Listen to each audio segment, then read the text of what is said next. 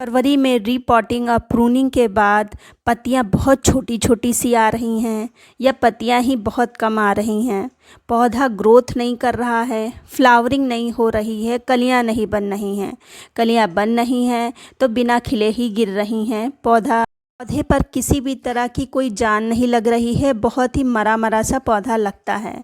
तो आपको क्या करना चाहिए? एक ऐसा फर्टिलाइज़र आज मैं होममेड फर्टिलाइज़र बताने जा रही हूँ जो कि zero cost, totally zero cost में आपके प्लांट में फ्लावर भर देगा।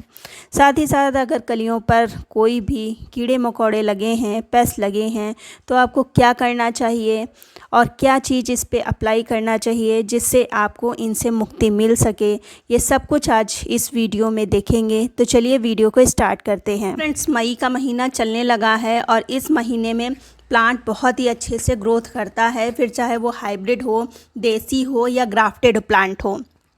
कुछ कमेंट्स आए थे कि मेरे प्लांट्स पर पत्तियां बहुत छोटी छोटी सी आ रही हैं।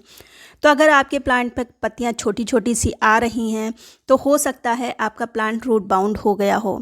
आपने या तो फरवरी में इसकी रिपोर्टिंग नहीं करी होगी, इसलिए रूट बाउंड हो गया होगा प्लांट। अगर रूट बाउंड नहीं है तो आप उसको अच्छे से फर्टिलाइज़ कीजिए। ये मौसम में तो बहुत ज़्यादा गर्मी है। लिक्विड फर्टिलाइज़र जो आगे मैं बताने वाली हूँ उसको देंगे तो प्लांट पे पत्तियों का साइज़ भी बड़ा होगा। दूसरी बात, आपके प्लांट पर कलियाँ बनती हैं, बिना खिले ही वो झड़ जाती हैं, तो उसके पीछे कई कारण होते हैं। एक तो देखिए, पानी की ओवर वाटरिंग होती है, तो इस महीने में तो हो नहीं सकती, वो अधिकतर बरसात में ही होती है। दूसरा है पानी की कमी, ये अधिकतर इन्हीं महीनों में होता है जब टेम्परेचर बहुत ही ज़्यादा हाई होता है। तो पानी की कमी बिल्कुल भी ना होने दें प्लांट पर।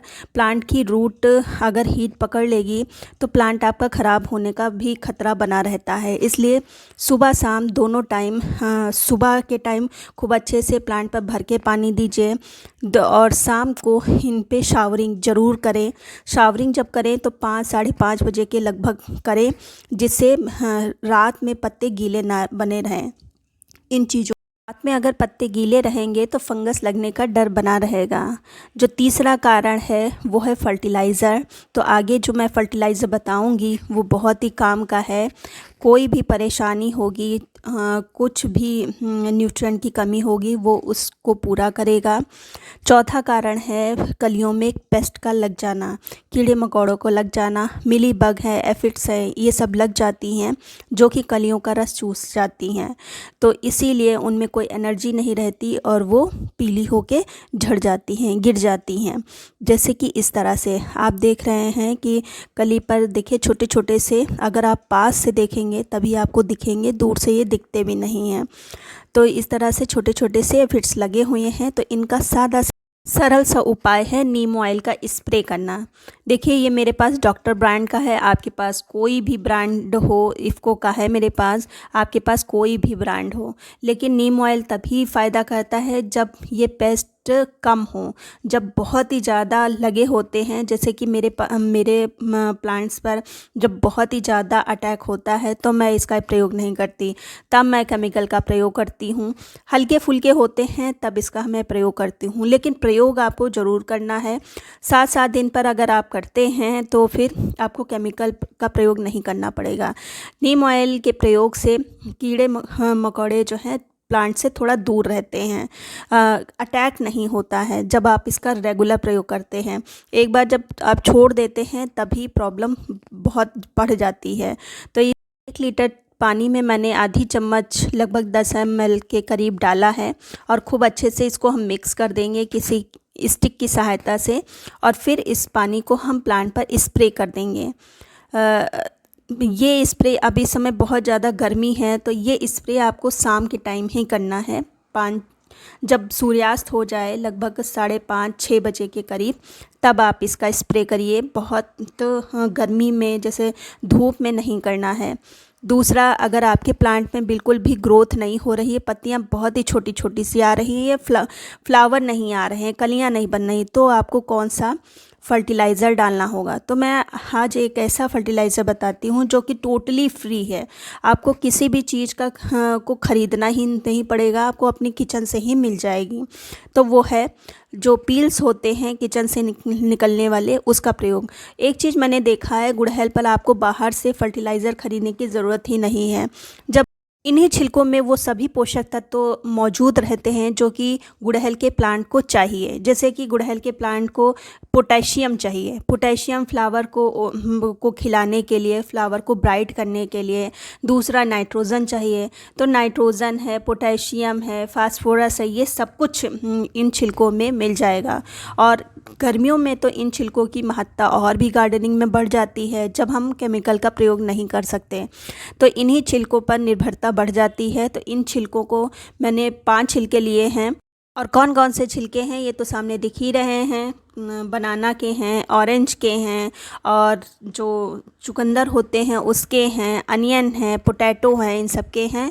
और भी आपके मतलब किचन में छिलके मिल जाएं तो वो ले सकते हैं। 5 लीटर पानी लिया है और कंटेनर ऐसा लेना है कि जिसमें ढक्कन हो।